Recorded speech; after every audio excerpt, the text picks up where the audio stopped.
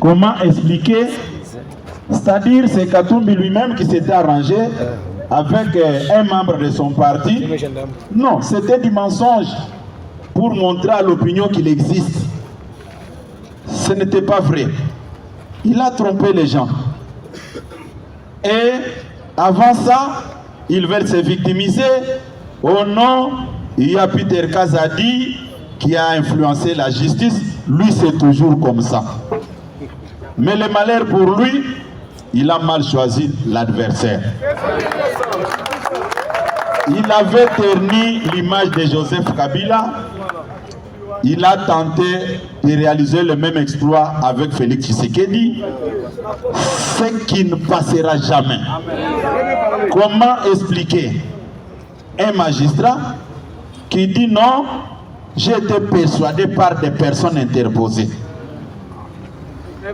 Et hier, l'autre magistrat là avait déposé sa démission, toujours Katumbi. Aujourd'hui, il dépose sa démission au moment où je vous parle. La personne est aux États-Unis. Quand est-ce qu'il avait entamé des démarches pour sortir? Non, c'était une histoire déjà planifiée, qu'à la dernière minute, vous allez agir comme ça. On vous promet le ciel et la terre. Mais je profite de ce micro pour vous dire ceci. Les biens mal acquis ne profitent jamais. Les biens mal acquis ne profitent jamais. Que ce soit Katumbi, que ce soit ces magistrats-là, ils n'iront nulle part. Dieu ne peut jamais accompagner l'injustice. Et je me fais bien comprendre. Le vrai problème, Katumbi voulait se victimiser. Katumbi, chaque fois quand je venais ici, je disais que Katumbi n'est pas avec nous. Suivez seulement les discours développés par ces lieutenants. Et vous allez comprendre qui est Katumbi. Je sais, après mon passage ici, puis chaque fois quand je parle de lui, tous ces gens-là qui courent derrière lui pour avoir de l'argent, ils ont du travail. Kabouya vous a traité comme ça, Limité, nous allons répondre. Vous ne me verrez jamais envoyer quelqu'un pour aller agir à ma place. Moi-même, je sais parler. C'est lui qui ne sait pas parler, qui utilise les gens. Est-ce que je me fais bien comprendre? Ne soyez pas complexés de ce messieurs-là. Il ne représente absolument rien. Coup de chapeau au peuple katangais. Applaudissons un peu pour le peuple katangais.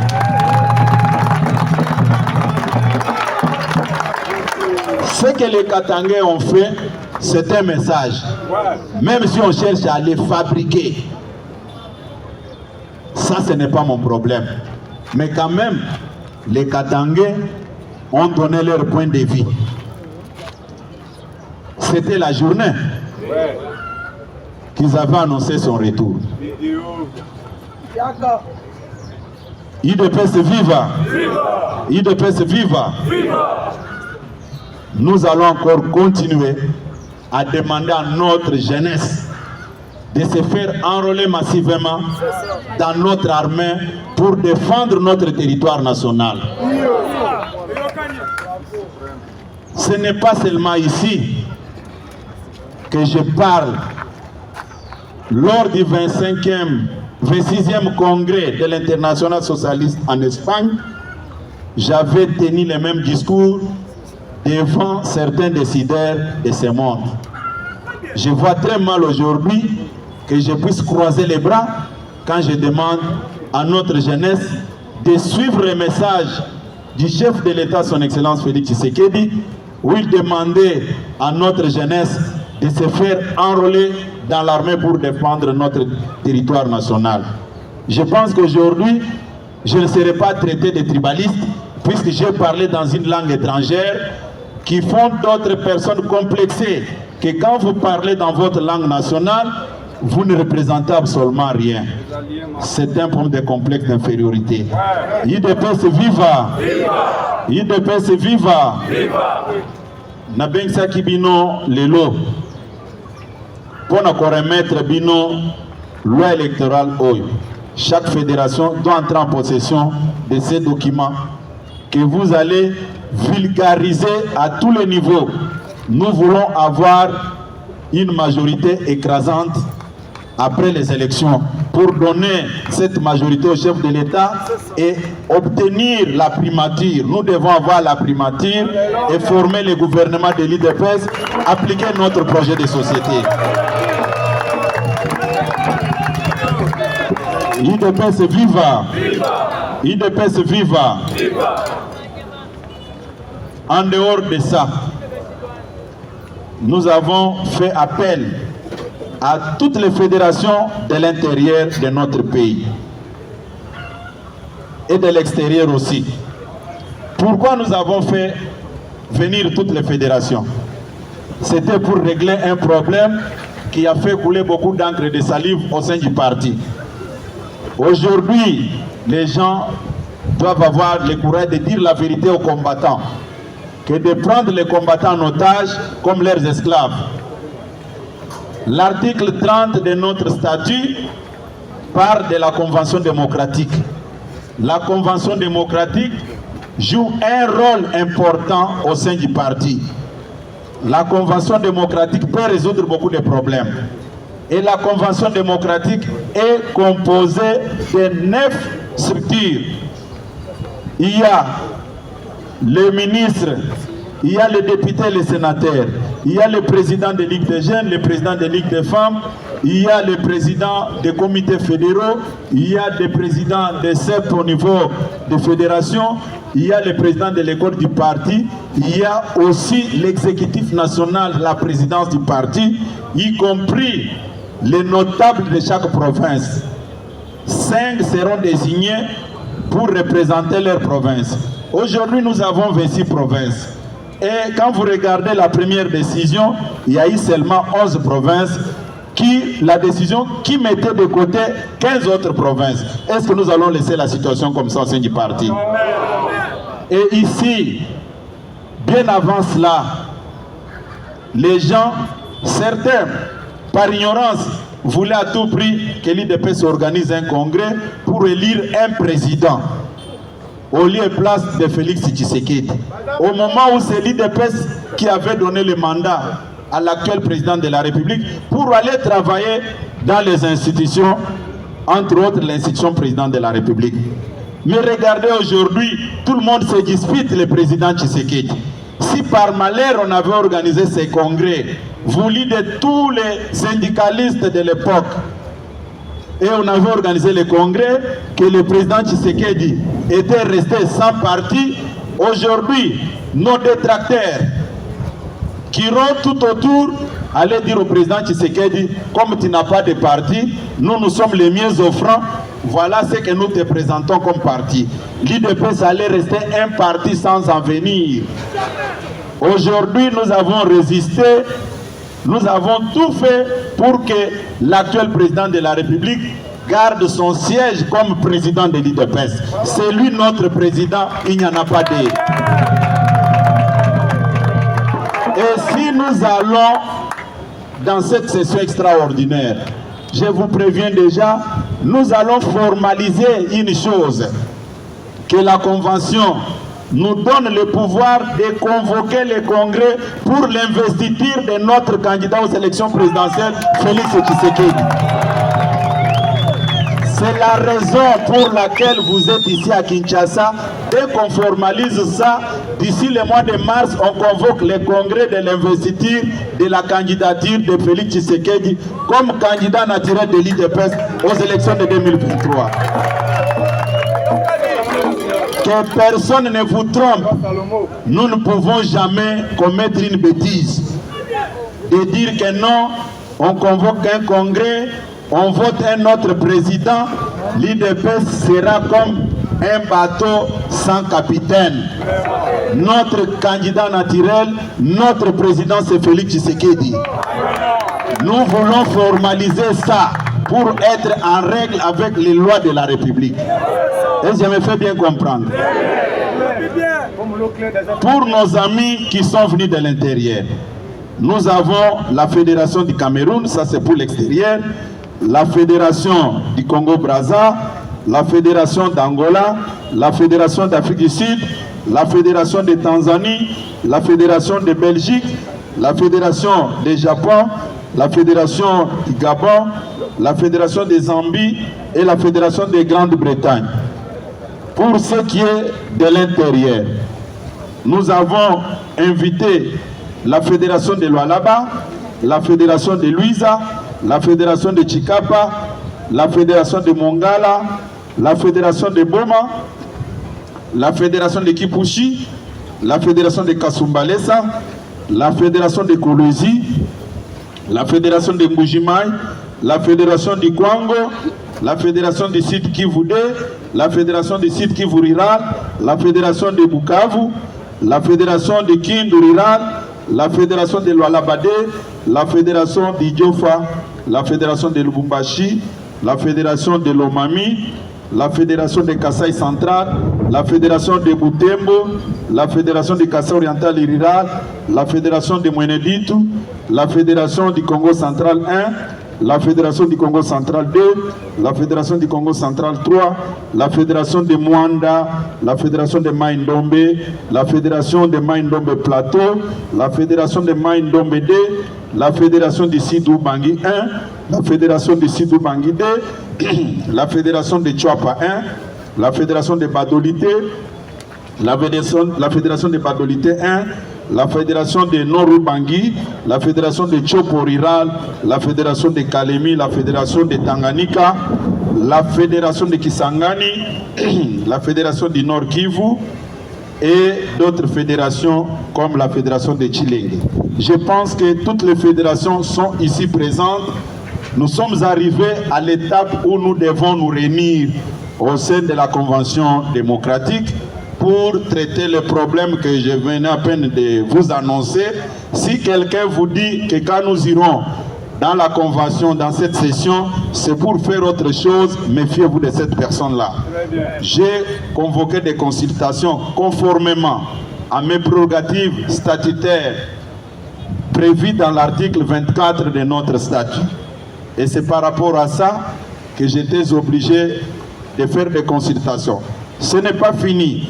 Je dois consulter aussi des mouvements associatifs et certains groupes informels et certains notables de notre parti pour boucler avant la fin de l'année, qu'on convoque la session, qu'on détermine le tout pour l'élection de notre candidat président de la République, je cite Félix Tshisekedi. À ce qui concerne cette... pour les alliés qui bloquent, comment que 6 passe à la influence pour les 13. C'est quoi 6 voilà parce qu'on va prendre ceux qui mbongo koti na gouverneur d'Équateur bango baye wana pesa bisongo ceux qui a boyi bakei kozwa monceau de défiance balongola boloko bolumbu ya bangi apesi bango mbongo yoke tide wana mokonzi ya mboka mobulu kutu esalamaki makasi awa na mbandaka bakangaki siège ya UDPS partout pouvoir okanga siège yaida UDPS donc intigné afundi obika afundi gouverneur obike afundi gouverneur miso teli oka mokonzi papa gouverneur ya gouverneur aye mapekele alobilo loba gouverneur lingala mpe ya kotengama moko mono loba azomona Fati on dirait lion. Les lions des tribus des Jida diplomatie Fati champion.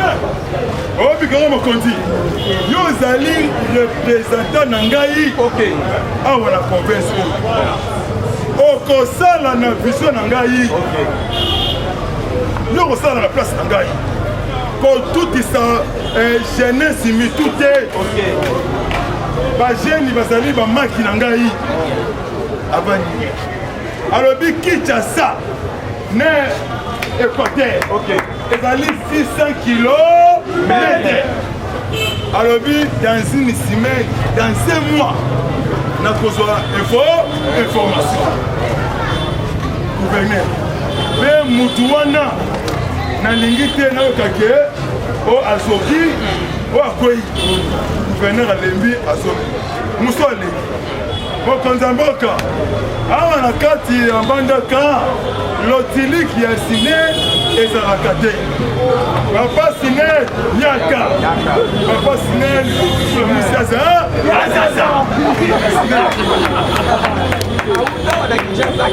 obike Fati azongisi biso na epoke mwa moke ya maréchal Mobutu ozolanda en tout cas Fati alobika nyenyenye obike nyenyenye naloba nasakola natuta akamena mpona mwana mama mutu ya suka ndani ya ntima kama mokonzi ya mboka mabaya eutaka na Équateur me na kati ya babandaka baekole ezali na bate bazali kosploite mabaya na biso na Allemagne na Chine. Ancien ministre ya environnement Nyarukoni Nyarukap papa mboka oyo ezalaki mboka te mboka oyo ebebaki Fati asepwisi mboka baye balobaka ke o Kabila azonga papa ezala na Kanombe akozonga laquelle meka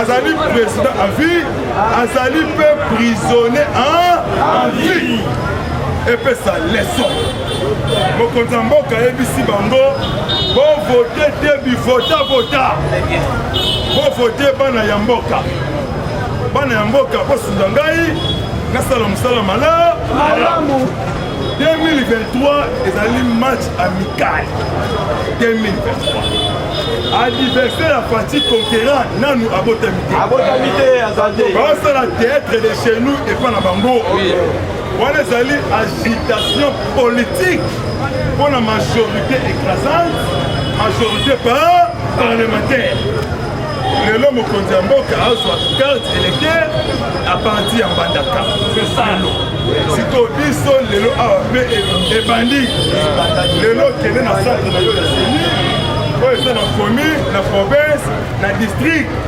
ozwa carte na yo électeur oyo okopona mokonzi na biso de père et de ténèbres Fati azolobela soute makambo ya présidence akomile kolobela makambo ya majorité parlementaire naye kosangisa bino ntongo naye sili kokonsatize bino bomoko bolingo union fait la force ngonga oyo ezali ngonga ya kosangana na bomoko na bokasi kolongola biseleli ya kala totonga mboka na biso jeunesse ya Congo mobimba ozali te jeunesse ya manipulation ozali te jeune ya lipa ya kwanga ya mbolongo ozali jeune ya polo te ozali jeune ya baambition na kati ya mboka sur politique ou en dehors ya politique tosunga tata mokonzi ya mboka topesa yesu maboko tosunga Fati champion po acentraliser ville ya Kinshasa tokomata na 4 marchés na ville ya Kinshasa bato ya ntango asuka na ntango mwamba funa lukunga bango nyonso eza prime encore mpe bato nango modele moko bato ya kuna moye envie koto yo eza te mpe kala mingi awa te azali koconstruire chemin de fer ya sika 5000 km ezali 10 000 km déjà on atra akomi koclôturer on atra mobimba balobi lopango ya onatra ekozonga ndenge ezalaki balobi bakorelie mboka mobimba oyo tour na chemin de fer ekozala construire na bachinois na baallemand bazali awa kotambola tokoma na niveau ya taxi train même na 10h 9h okei na gare na yo ozwi train okei Fati c'est une mission divine et ça mandaté azo risqué que le président a vu c'est pas moi c'est peuple congolais na goma kuna mais kaka olo baba be Fati okobimate bazo mona Fati chez nous. Oui, on a peu cette information. Mais elle m'a rappelé. Ça m'a rappelé civisme. Bon aussi. Bon Eva. Bon côté. Oui. Mon maman. Mon maman. Mon maman. Mon maman. Mon maman. Noël. Acclamez dans le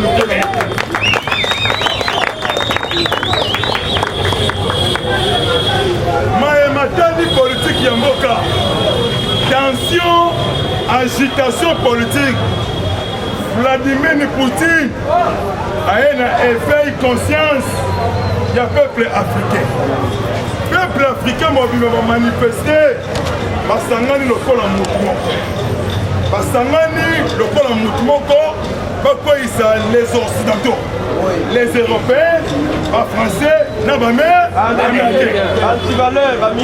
les antivaleurs biso tozali bamilliardaire na kati ya Congo toana 27 blocs pétroliers soki toteki yango na montant ya 650 milliards dollars américains makambo ya kosenga bamillion pa bafrançais abu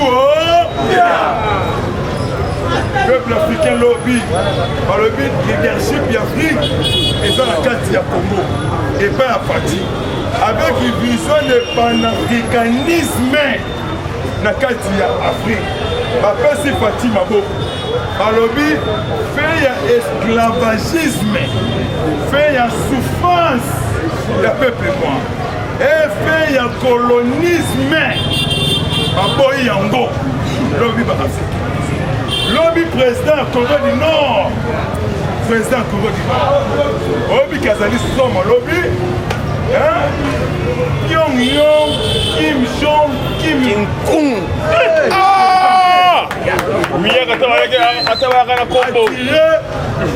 nouveau tir missile balistique lobby ekweyi na mer ya Japon premier ministre Toshiro Iro premier ministre ya Japon asali communiqué alors que c'est une provocation na biso ba japonais mais c'est Pyongyang Kim Jong Kim Kung président du Nord alors que wana ezali moke ya munene yango oyo nazobeta bino po libérer Afrique mpe Europe ekita Asie emata voilà moko lobby a fournir président Vladimir Poutine équipement militaire munitions mirage armes balobi kala mingi awa te cérémonie militaire société paramilitaire Wagner ya baris na Congo du Nord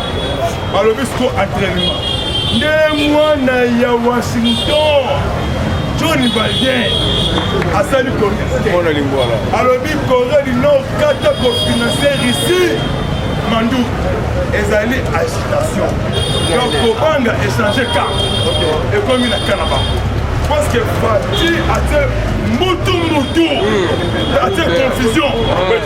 Européenne, américaine. Non, mais les sous-sous, au niveau, il y a Russie. Alkalizande, Cheikh Nakikov. Igor. Porte-parole, il y a Lodi à Salibé. 74 missiles. Oh, bah, tirer qui na Ukraine. Courant une grande partie exacte. Maï et autres. Gaz, il fait des cartes. Dans la Molini, et ça, ma casse, dans le niveau de l'Ukraine.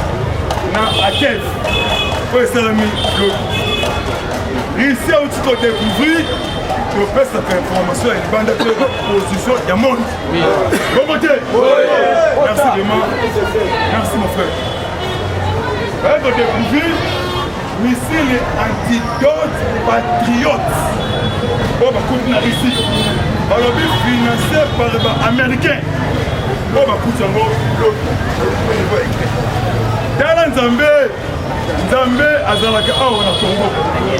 Nzambe atambola partout tokabola ba richesse oyo tobengi na lopoto bamini. Nzambe apesa motu mwa apesi Uganda moko Mozambique Diego bamindele mwa ndambu demi mwa ekart aye na kati ya Congo. Nzambe atali nzela mulai, Nzambe alongoli Godoma, Nzambe ya mulai abandi kosopa bomengo na ye andeso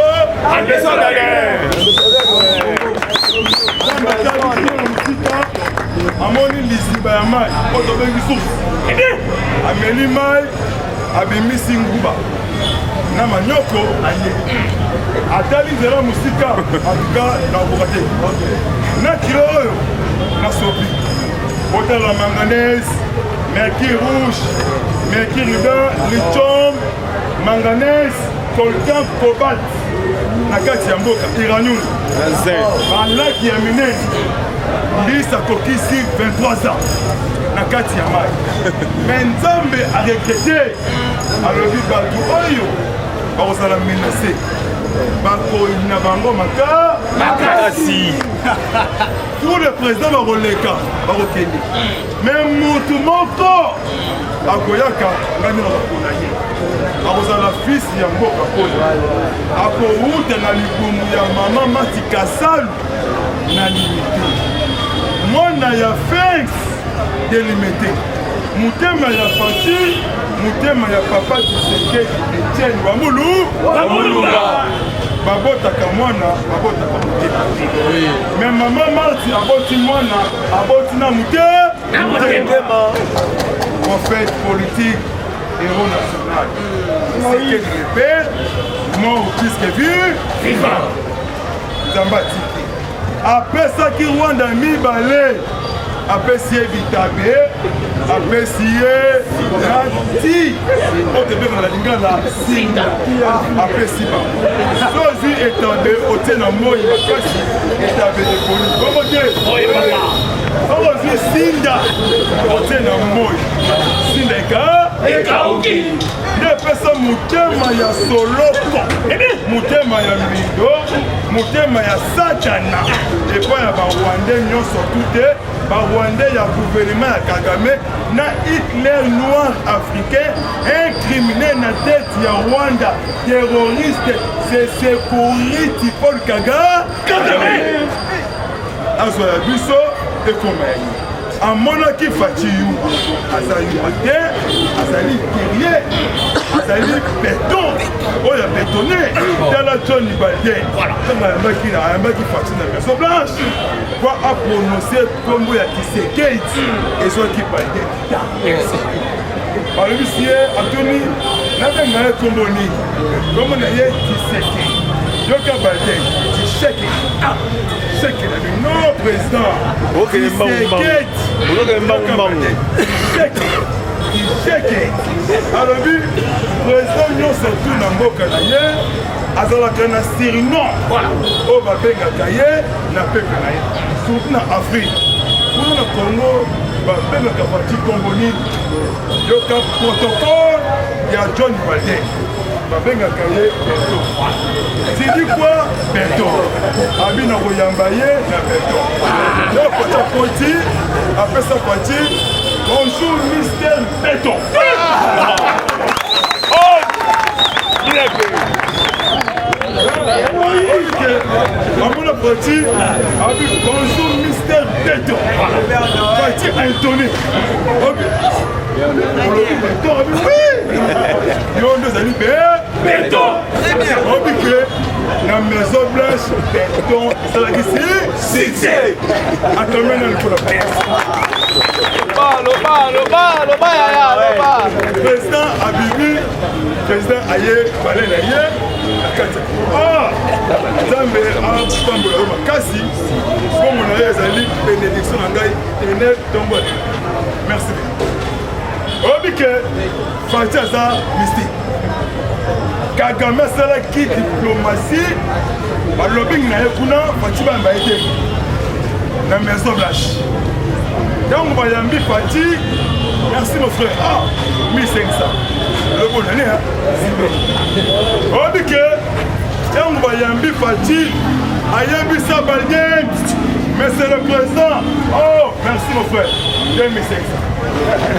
Alors, laissez hypocrisie sanctionner Rwanda. La 48 heures. Naï Congo. Kakana Kotakabamo. Ça, c'est quel partenariat? On dit que Baldien, nous sommes on dit que Baldien, avant du silence. Yoka président américain. Non, papa. Papa. Nanyata. Nanyata Sakola. Alors, Yondo Zali président du monde. Sans yo. Moi, épée. Le monde est côté.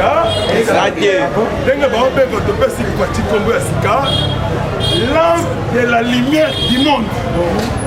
Donc, lampe de la lumière du monde. Donc, roi, il y a pour ça dans le monde.